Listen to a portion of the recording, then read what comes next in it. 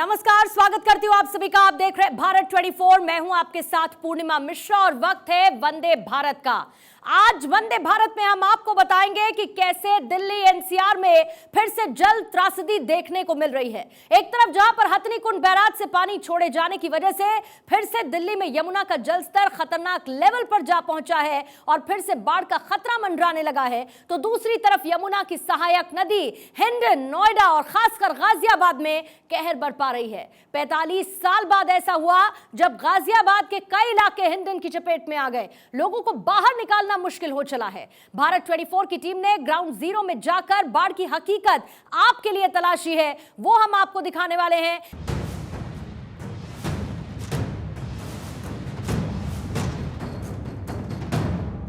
यमुना की सहायक नदी हिंडन में उफान के बाद गाजियाबाद में ऐसे कई इलाके हैं जो बाढ़ की चपेट में हैं, तो खुद यमुना का वाटर लेवल भी खतरे को बता रहा है। आइए हम आपको गाजियाबाद, दिल्ली के हालात की ग्राउंड रिपोर्ट आज दिखाने वाले हैं, लेकिन उससे पहले बाढ़ की पूरी कहानी डिटेल में आप समझिए। दरअसल दिल्ली में यमुना एक बार फिर से उफान पर आ चुकी है, यानी कि अपने लेवल से ऊपर बह रही है। दिल्ली में जो पुराने लोहा पुल है उसको फिलहाल एहतियातन बंद कर दिया गया है और यमुना का जलस्तर 206 मीटर से इस वक्त ऊपर है।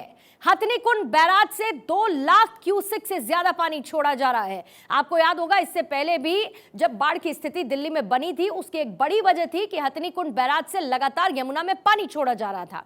गाजियाबाद, नोएडा में क्योंकि हिंडन का प्रकोप देखने को मिल रहा है, हिंडन नदी जिसका असर गाजियाबाद और नोएडा के इलाकों में पड़ रहा है। गाजियाबाद की ऐसी कई आवासीय कॉलोनी हैं जो इसके बाद अब जलमग्न हो चुकी हैं। खासतौर से साहिबाबाद के करहेड़ा के कई ऐसे घर हैं जो बाढ़ के पानी में डूब चुके हैं।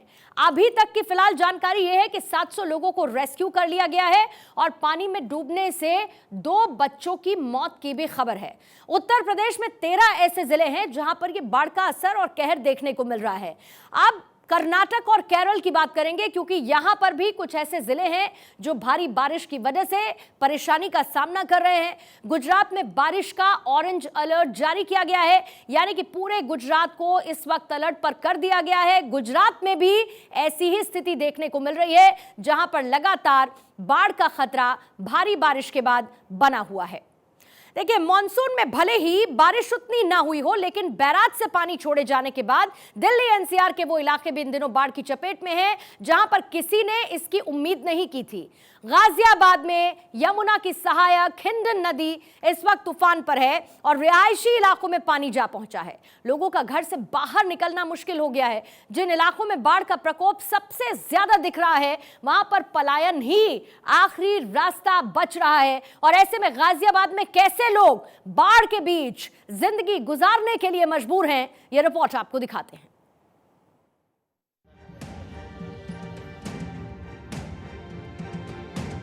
और आर्थिक दिक्कत है, खाने की दिक्कत है और रहने की दिक्कत है। कृपया कर अपने घरों को खाली कर सुरक्षित स्थान पर पहुंचने की कृपया करें। आफत का पानी, बढ़ गई परेशानी। नदी में उफान, मुश्किल में जान। बाढ़ से बर्बाद जिला गाजियाबाद। हिंडन का कहर, मुश्किल में शहर। पलायन को मजबूर बड़ी आबादी। गाजियाबाद में जल त्रासदी। आपसे सभी से विनम्र अनुरोध है, चलकर आप लोग को रुकने की व्यवस्था की गई है स्कूल में, बराबर में, वहां पर आप लोग पहुंचे, सुरक्षित पहुंचे। सुना आपने, ये चेतावनी जारी की जा रही है, लोगों से अपील की जा रही है कि सुरक्षित जगहों पर चले जाएं। कल तक जो सुकून था वो अब नदी के उफान में आने के बाद छिन चुका है। ये किसी गांव या दूर के शहर की कहानी नहीं, बल्कि जल त्रासदी से जूझ रहे गाजियाबाद के इलाके हैं।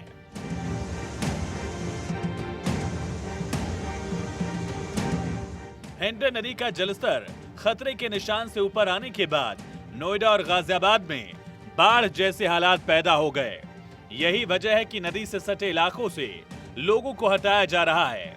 यूपी प्रशासन लोगों को समय रहते अलर्ट कर रहा है, उन्हें सुरक्षित जगहों पर पहुंचाया जा रहा है।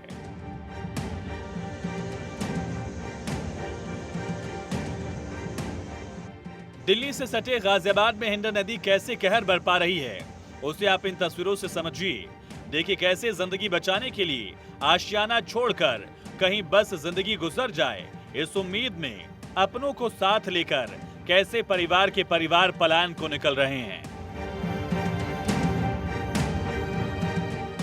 छिजारसी से इकोटेक तक 3 निचले इलाकों में घरों में पानी घुस गया है।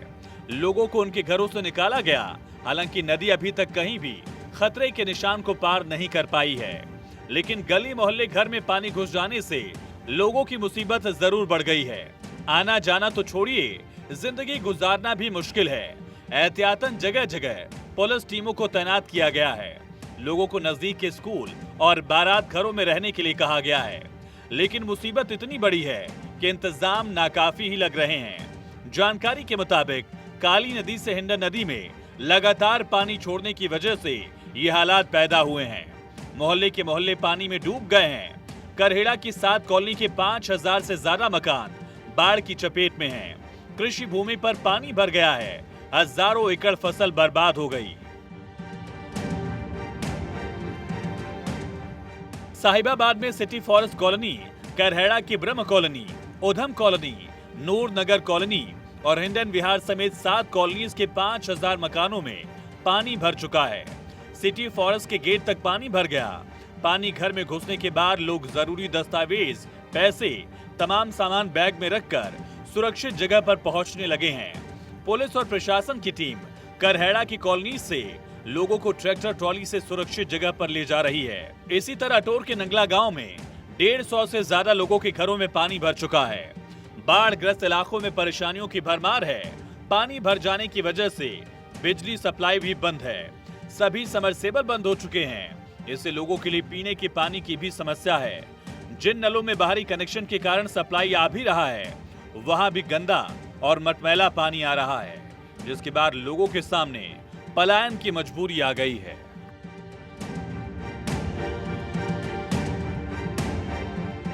लोगों के लिए 10 से अधिक ट्रैक्टर लगाए गए हैं ताकि लोग अपना घर खाली कर सकें। अभी भी कई परिवार बाढ़ में ही महिलाओं, बच्चों, बुजुर्गों के साथ रुके हैं क्योंकि उनके सामने खाने पीने, जिंदगी गुजारने की समस्या है। एक तो बारिश नहीं हो रही थी, ऊपर से नदी में पानी छोड़े जाने से आई ये त्रासदी लोगों की जान पर भारी पड़ रही है। लोग शहर में सोच कर आए थे कि यहाँ सारी सुविधाएं होंगी, रोजगार होगा, सुकून से रह सकेंगे, लेकिन कुदरत के इस कहर ने उनकी जिंदगी ही मुश्किल में डाल दी। दिल्ली से सटे गाजियाबाद में दुकानों, घरों में पानी की दस्तक ने जिंदगी के हर लम्हे को उतना कठिन बना दिया कि बस समय कट जाए, यही दुआ की जा रही है। अकेले करहेड़ा से 800 परिवार प्रशासन के बनाए शिविर में या अपने रिश्तेदारों के यहाँ चले गए हैं। नदी का जलस्तर तेजी से बढ़ रहा है। आशंका है कि जल्द ही और भी इलाके बाढ़ की चपेट में आ जाएंगे और यही डर लोगों की परेशानी बढ़ा रहा है। उन्हें परिवार की, बच्चों की चिंता सता रही है। और आइए अब अगली खबर का रुख करेंगे। राजेंद्र गुड़ा की बात, जिनके आरोपों में कितना दम है ये जांच का विषय है, लेकिन राजेंद्र गुड़ा की वजह से राजस्थान की सियासत में हंगामा मचा है। तो बीजेपी राजेंद्र गुड़ा के ही बहाने कांग्रेस पर हमला बोल रही है।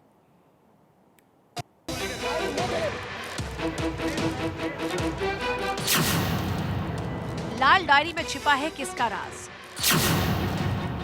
राजेंद्र गुड़ा के आंसुओं का सच क्या? कौन सा खुलासा करेंगे गुड़ा? गहलोत मंत्रिमंडल से बर्खास्त किए गए राजेंद्र गुड़ा मीडिया के सामने आए और फूट फूट कर रोने लगे। गुड़ा बार बार कह रही हैं कि उनके पास जो लाल डायरी है इसमें कई राज हैं, जिसका खुलासा सरकार को हिला देगा। राजेंद्र गुड़ा के दावों में कितनी हकीकत है, इस बारे में तो फिलहाल कुछ नहीं कहा जा सकता, लेकिन इस डायरी की वजह से राजस्थान की राजनीति में भूचाल जरूर आ गया है। मैं बताना चाह रहा हूँ इन सारे लोगों को किस तरीके से कांग्रेस के नेताओं के ऊपर फिल्में बन रही हैं। मेरे पास वो डायरी थी, वो डायरी मेरी छीन ली गई। मेरे साथ इन्होंने सारे के सारे 25-50 लोगों ने एक साथ मेरे ऊपर हमला कर, मेरे गुस्से मारे, धक्का मारा, लात मार के मुझे नीचे पटक दिया और फिर मुझे मार्शलों ने नहीं, मुझे कांग्रेस के लोगों ने, कांग्रेस के मंत्रियों ने मुझे घसीट के बाहर निकाला।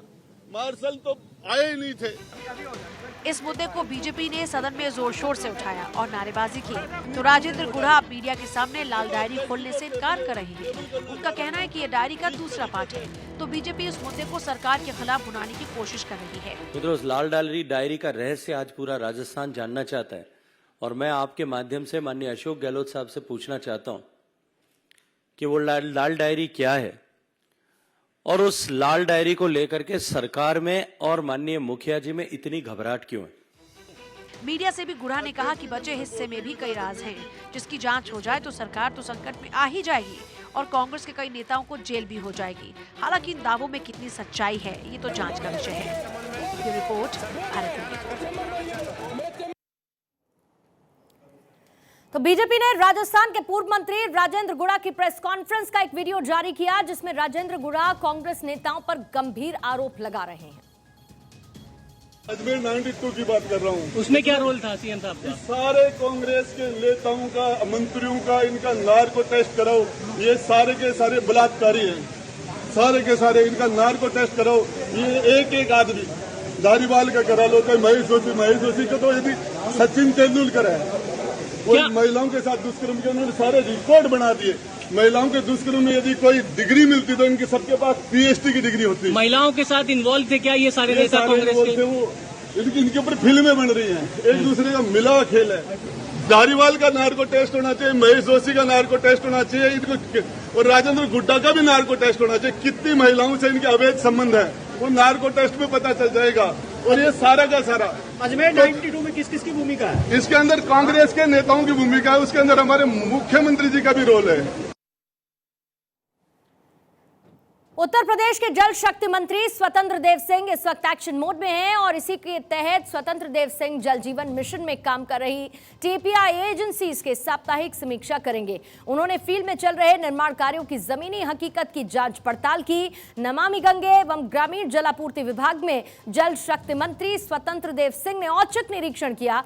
इस दौरान जल शक्ति मंत्री ने कहा, जल जीवन मिशन के तहत फील्ड में लगे एक एक कर्मी को एक कोई भी दिक्कत अगर है तो उसको अधिकारी दर्ज करे अगर उनकी रिपोर्ट हो और उसकी रिपोर्ट दे भी। साथ ही उन्होंने निर्देश ये भी दिया कि निर्माण कार्य में कमियां मिलने पर जिम्मेदार संस्था पर सख्त कार्रवाई की जाएगी। जल शक्ति मंत्री स्वतंत्र देव सिंह ने लखनऊ के गोमती नगर में किसान बाजार स्थित राज्य पेयजल एवं स्वच्छता मिशन कार्यालय का औचक निरीक्षण किया। कार्यालय पहुंचकर उन्होंने उपस्थिति शीट मांगी और कर्मचारियों का मिलान भी किया। इस दौरान जो भी कर्मचारी अनुपस्थित रहे या कार्यालय के बाहर मिले, उनके खिलाफ कार्रवाई के सख्त निर्देश दिए गए।